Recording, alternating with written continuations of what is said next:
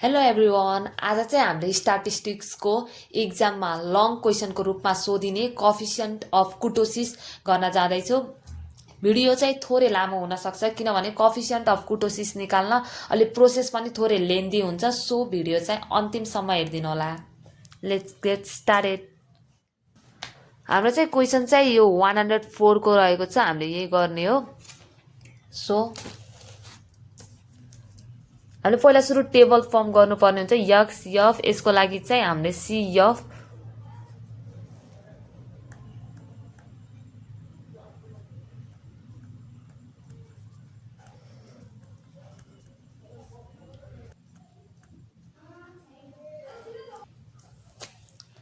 यो चाहिँ हाम्रो क्वेसनमै गिभन हुन्छ। फ्रिक्वेन्सी र यक्सको हामीलाई इन्टरभल चाहिँ हामीलाई क्वेसनमै गिभन दिएको हुन्छ। सो हामीले चाहिँ सिएफ मात्र निकाल्दा चाहिँ हुन्छ। हाम्रो चाहिँ सिएफ निकाल्ने चाहिँ कसरी भन्दा 50 प्लस 100 150 150 प्लस 150 300 एन्ड 300 प्लस 90 त्यसरी नै गर्ने हो। अगाडि अगाडि जोड्दै जोड्दै जाने हो। हाम्रो यानको भ्यालु चाहिँ आयो 500। हामीले यति निकालेपछि हामीलाई पहिला सुरु थाहा हुनुपर्छ कफिसियन्ट अफ कुटोसिसको चाहिँ फर्मुला के हो त। फर्मुला थाहा नभइकन चाहिँ हामीले गर्न सकिन्न। सो हाम्रो कफिसियन्ट अफ कुटोसिसलाई हामीलाई चाहिन्छ यो। पहिला सुरु यो आइडेन्टिफाई भयो भने चाहिँ हामीलाई निकाल्न चाहिँ निकै नै सजिलो हुन्छ। सो हामीलाई चाहिँ चाहिँदो रहेछ Q3 Q1 P90 र P10। सो हामीलाई चाहिँ पहिला सुरु चाहिँ यिनी निकाल्नु पर्ने हुन्छ। यो निकालेपछि बल्ल कफिसियन्ट अफ कुटोसिस चाहिँ निक्लिन्छ। सो पहिला सुरु Q3 निकाल्दिउँ। Q3 चाहिँ 3n/4 3 into 500/4 is equal to 375. The CF is just greater. यो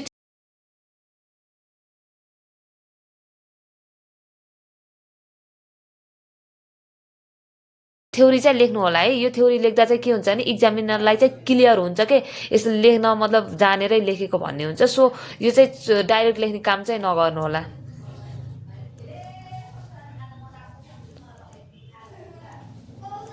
थर्टी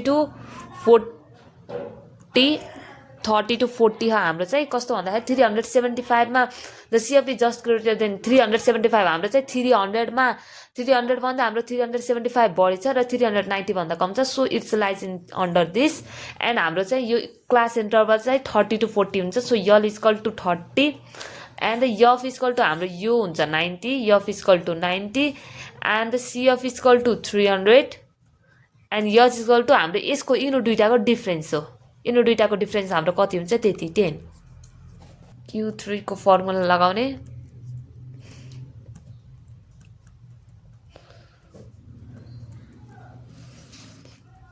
थर्टी प्लस हामीले चाहिँ अब यसैमा भएको भ्यालुहरूलाई चाहिँ मजाले पुट अन गरिदिने।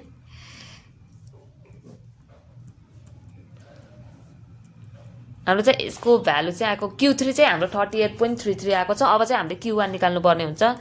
Q1 पनि सेम त्यस्तै तरिकाले बट Q1 मा चाहिँ हाम्रो 1 हुन्छ। सो 1 चाहिँ हाम्रो लेखे पनि हुन्छ नलेख्दा पनि फरक चाहिँ पर्दैन। 125 हाम्रो भ्यालु आइसकेको छ। एन्ड हाम्रो त्यो अघि भर्खर त्यो ल्याङ्ग्वेज लेख्नु पर्ने हुन्छ। जस्ट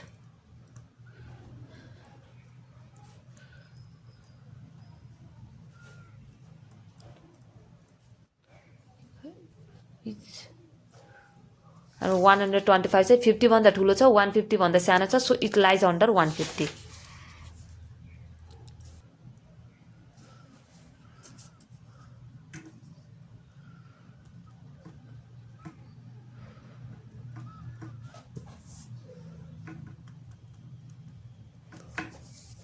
हाम्रो यसमा चाहिँ यल इक्वल टु 10 भइहाल्यो।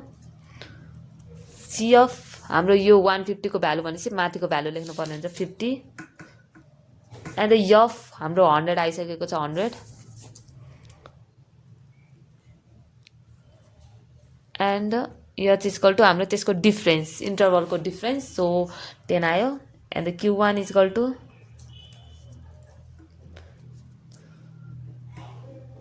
हाम्रो यसको भ्यालु छ 10 प्लस 125 minus 50 बाई 100 इन्टु 10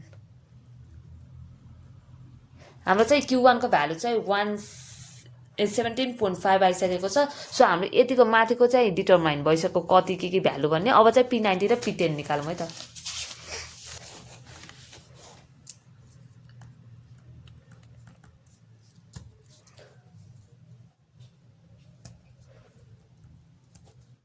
हो यसमा चाहिँ धेरै जसोले कस्तो हुन्छ नि क्वेसनहरु गर्दा चाहिँ फलोमा चाहिँ डिभाइड बाइ 4 नै गरिदिन्छ। यहाँ 4 हैन है।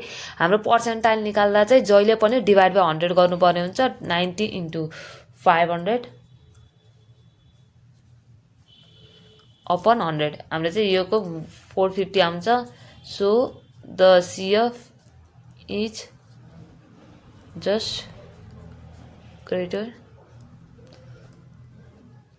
450 इच हाम्रो चाहिँ कति छ हेर्नु पर्ने हुन्छ यता 450 भन्दा ठ्याक्कै यो 450 हो भने यो 450 लेख्ने कि यो लेख्ने भन्ने पनि कन्फ्युजिङ हुन्छ। सो यो चाहिँ क्लियर गरिदिन्छु मैले। यो चाहिँ 450 आयो भने चाहिँ हाम्रो 500 लेख्नु पर्ने हुन्छ किनभने 450 को भ्यालु चाहिँ लेख्नु हुँदैन। 450 को भ्यालु लेख्यो भने के हुन्छ नि एन्सर चाहिँ रङ आउँछ। सो 450 भनेर एक्ज्याक्टली यही अनुसारको भ्यालु आयो भने चाहिँ हामीले जहिले पनि अगाडिको लिनु पर्ने हुन्छ। सो इट लाइज इन 500 भनेर भन्नु पर्यो। अनि त्यसैगरी यसको क्लास इन्टरभल चाहिँ कति हुन्छ नि इट लाइज इन कुनमा यो 500 को कुन हुन्छ यो 50 टु एबभ भन्ने हुन्छ। 50 टु एबभ लेख्दा नि हुन्छ 50 टु 60 लेख्दा नि हुन्छ किनभने डिफरेन्स हाम्रो 10 कै दिएको छ। सो 50 एन्ड एबभ लेख्दिउँ न त 50 एन्ड एबभ क्वेसनमा चाहिँ हामीले गिभन दिएको छैन। सो 50 एन्ड एबभ गिभन दिएको भएर 50 एन्ड एबभ लेखिन्छ। And the L equal to 50 यस चाहिँ हाम्रो डिफरेन्स चाहिँ 10 छ एन्ड यफ चाहिँ हाम्रो 50 छ क्या 50 छ एन्ड CF इज 450 यफ चाहिँ 50 CF चाहिँ 450। सो हाम्रो P90 को भ्यालु चाहिँ यल प्लस 90 अघि नैको जस्तै सेम हो फर्मुला जस्ट 90 n बाइ 100 हुन्छ त्यति मात्र चेन्ज हो। नत्र चाहिँ यफहरु यफ को प्लेस चाहिँ उही नै हुन्छ। यल इक्वल टु 50 प्लस यसको हाम्रो भ्यालु 450 छ एन्ड 450 माइनस 450 भइहाल्यो। यफ को भ्यालु 50 एन्ड यच को भ्यालु 10। सो हाम्रो चाहिँ भ्यालु 50 नै आउँछ किन भन्दाखेरि यो र यो गर्दा 0 भइहाल्यो। 0 बाइ 50 भनेको 0 नै भइहाल्यो एन्ड 100 भनेको 0 इन्टु 100 10 भनेको चाहिँ 0 नै भइहाल्यो। सो अब चाहिँ हामीले P10 निकाल्नु पर्ने हुन्छ। By 10 into 500 by 100 50 the CF just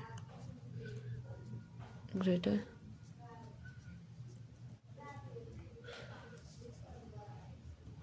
50 is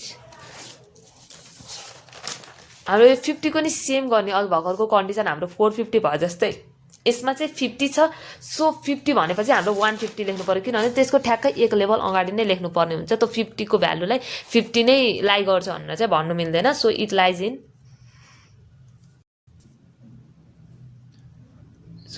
in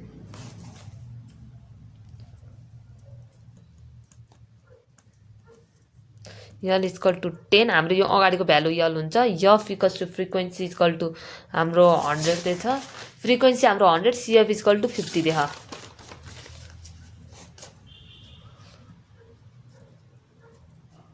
so यच हाम्रो 10 दिएको छ। So P10 equal to L plus 10 by this 100 minus CF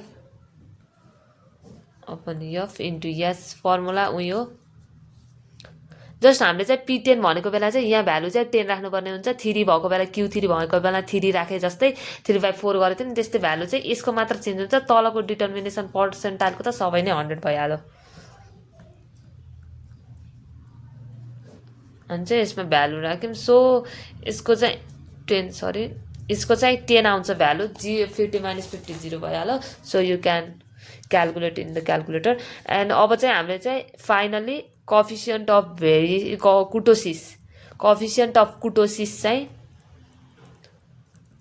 formula हाम्रो यही हो Q3 minus Q1 upon 2P90 minus P10 0.5 bracket Q3 minus Q1 by P90 minus P10 गर्दा नि हुन्छ, या फिर 1/2 भनेको 0.5 नै हो। सो एउटै नै हो, जसरी लेख्दा नि फरक चाहिँ पर्दैन। सो हाम्रो चाहिँ यसको भ्यालु Q3 को भ्यालु कति छ त्यो हेर्नुपर्ने हुन्छ, 38.33, Q1 को भ्यालु 17.5, 38.33 माइनस 17.5 बाई 2 इन्टु हाम्रो यसको चाहिँ 50 माइनस 10 आएको छ। सो हाम्रो चाहिँ 0.26। हाम्रो चाहिँ क्वेसनमा के पनि भनेको छ भने इन्टरप्रेट द रिजल्ट पनि भनेको छ। सो हामीले चाहिँ इन्टरप्रेट पनि गरिसक्यौँ। इट इज स्लाइटली प्लेटिकुटिक, यो प्लेटिकुटिक किन भयो भन्ने कुरा आउला।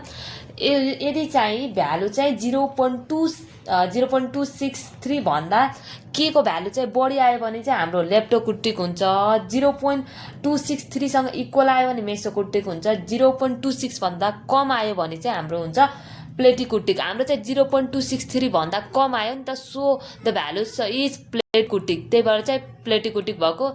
यदि तपाईहरुलाई यो भिडियो मन पर्यो भने लाइक गर्नु, कमेन्ट गर्नु र साथीमा सेयर गर्नु अनि सब्स्क्राइब पनि गर्नु। Thank you, by.